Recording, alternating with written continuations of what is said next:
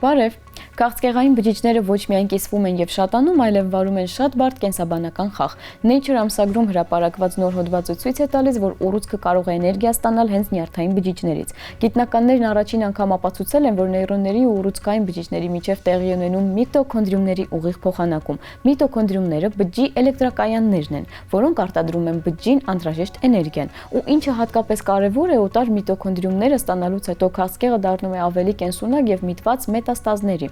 Մինչև վերջերս թվում էր, թե նեյրոնները ու ուռուցքային բջիջները չեն կարող փոխազդել։ Դրանք ձևավորում են լրիվ տարբեր հյուսվածքներ, սակայն պարզվել է, որ այդպես չէ։ Սկզբում հետազոտողները նկատել են, որ որոշ ուռուցքների մեջ բառացի ձևավորվում են նյարդային հյուսվածքներ, ապա պարզվել է, որ նյարդերը կարող են ազդել քաղցկեղային բջիջների աճի և վարքագծի վրա։ Իսկ հիմա էլ պարզվում է, որ նրանց միջև հնարավոր է օրգանելների փոխանակում, ինչը կարող է փոխել հիվանդության ընթացքը։ Միտոքոնդրիումների փոխանակումն ապացուցելու համար գիտնականները օգտագործել են մկան կաթնագեղձի քաղցկեղի մոդելը։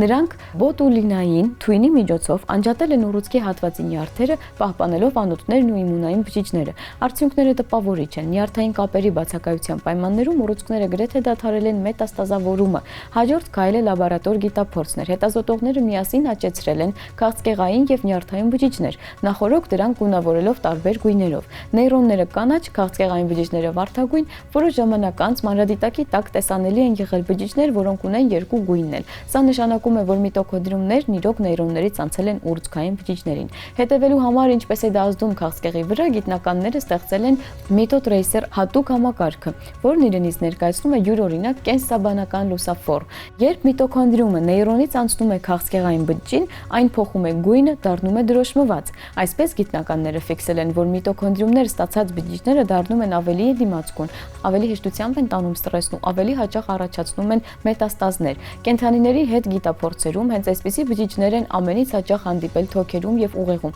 այսինքն մետաստազավորման տիպիկ թիրախներում։ Ստացվում է քաղցկեղը կարող է օգտագործել նյարդային համակարգը որպես էներգետիկ սնուցման աղբյուր, խլելով միտոքոնդրիումները։ Այս հայտնագործությունը փոխում է ուռուցքների և նեյրոնների միջև փոխազդեցության մասին մեր պատկերացումները։ Այժմ գիտնականները դիտարկում են այս փոխանցումն արգելափակելու հնարավորությունը, ինչը հնարավոր է թույլ կտա դանդաղեցնել կամ ընդհանրապես դադարեցնել մետաստազները։ Սակայն հարցերն առայժմ ավելի շատ են, քան պատասխանները։ Ինչպես են միտոքոնդրիումները տեղավորվում օտար բջջում, կարելի է կանխել պրոցեսը չվնասելով նյարդերին, ու որքան մեծ է այս մեխանիզմի դերը քաղցկեղի տարածման այլ ուղիների համեմատությամբ։ Մի բան է պարզ, քաղցկեղը շատ ավելի բարդ է ու հնարամիտ, քան համարվում էր։ Այն ոչ միայն տարածվում է, այլ կապեր է ստեղծում։ Ու հնարավոր է հենց այս կապերի մեջ է նրա ապագա պարտության բանալին։ Անգլիական Չեշիր կոմսությունում հնագետները կատարել են հայտնագործություն, որը ստիպում է նորովի նայել միջնադարյան բժշկության հնարավորություններին։ Գյուղական նեկրոպոլիսներից մեկում նրանք հայտնաբերել են տղամարդու կմախք, ով ողջ է մնացել դաստակի անդամատումից հետո։ Ու ոչ թե ուղղակի ողջ է մնացել, այլև ըստ ամենայնի կարողացել է վերադառնալ սովորական կյանքի։ Սա հաջող վիրահատության խիստ հազվագյուտ օրինակ է, որն իրականացվել է հակաբիոտիկների և ժամանակակից վիրաբուժության հայտնվելուց շատ ու շատ առաջ։ Գտածոն մանրամասն նկարագրված է International Journal of Paleopathology ամսագրում հրապարակված հետազոտության մեջ։ Տղամարդուն հուղարկավորել են սավանում փաթաթված առանց դագաղի և բռնի մահվան հետքերի։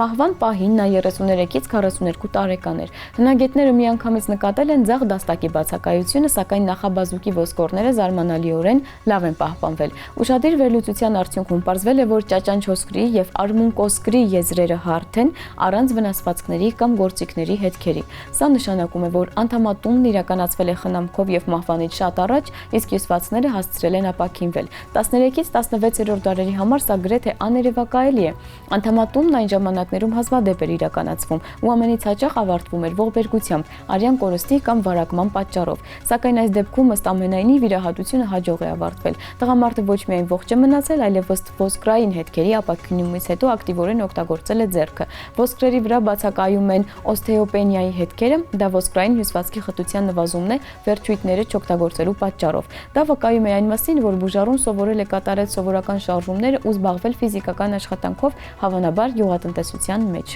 Մասնագետները բացառել են դաստակի իծնե բացակայության հնարավորությունը։ Մկանների և ջլերի ամրացման հետքերը հստակ ցույց են տալիս, որ վերջույթը նորմալ ձևավորվել է և մարդն այն կորցրել է արդեն հասուն տարիքում։ Հանելուկ է մնում այն, թե ինչպես են միջնադարյան բժիշկները կարողացել իրականացնել նման բարդ վիրահատությունը։ Հնարավոր է օգտագործվել են պրիմիտիվ գործիքներ և բուսական հակասեպտիկներ, ինչպես նաև անատոմիայի ճշգրիտ գիտելիքները, որոնք փոխանցվում էին հեքիմների շրջանում։ Գտածոն ցույց է տալիս, որ անգամ դարաշրջանում, երբ բժշկությանը դեռ հայտնի չէին ոչ մանրեները, ոչ էլ ստերիլացումը, մարդիկ փորձում էին կյանքեր փրկել ու երբեմն դա հաջողվում էր։ Սա գիտնականների հայտնաբերված անդամատման առաջին դեպքը չէր։ Օրինակ 2022 թվականին հնեամարդաբանները Կալիմանտան կղզում հայտնաբերել են մարդու մնացորդներ, ում 30,000 տարի առաջ անդամատել են ոտքի մի մասն ու նա ողջ է մնացել։ Սակայն Չեշիրյան գտածոն մեզ ավելի մոտ ու կոնկրետ օրինակ է, թե ինչպես էր վիրաբուժական պրակտիկան զարգանում նաև միջնադարում։ Հետազոտողները կարծում են, որ նման հայտնագործություններն օգնում են վերականգնել բժշկության իրական պատմությունը ոչ թե որպես հրաշալի հայտնագործությունների դրվագներ,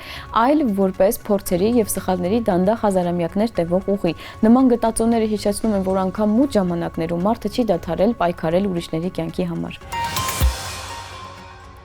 Իսկ հիմա գիտական անեկդոտ։ Մարդկության լավագույն ուղեղները հավաքվել են գիտական կոնֆերանսի, որի ընթացքում քննարկում է հետևյալ հարցը, որքան կլինի 2 անգամ 2։ Ինժեները աշխատելով լոգարիթմիկ կանոնով եւ չափերիզով վստահ հայտարարում է 3,99։ Ֆիզիկոսը դիմում է տեխնիկական աջակցության ծառայությանը, կազմակերպում գիտափորձ համակարգչի օգնությամբ եւ զեկուցում, որ արժեքը ընկած է 3,98-ի եւ 4,02-ի միջեւ։ Մաթեմատիկոսը նայում է առաստաղին ու ասում, որ չնայած ինքը չգիտի ճշգրիտ պատասխանը, սակայն կարող է ապացուցել, որ նման պատասխան գոյություն ունի։ Փիլիսոփան 2 ժամ շարունակ բարձր մտորում է այն մասին, որ 2 անգամ 2 կարելի է հասկանալ լրիվ այլ տարբեր ձևերով։ Վերջապես ոտքի է կանգնում հաշվապահը, փակում բոլոր դռներն ու պատուհանները եւ բոլորին հավաքելով իր շուրջը շշնջում. իսկ ձեզ ինչքան է պետք։ Իսկ այսօրվա համար այսքանը, կհանդիպենք։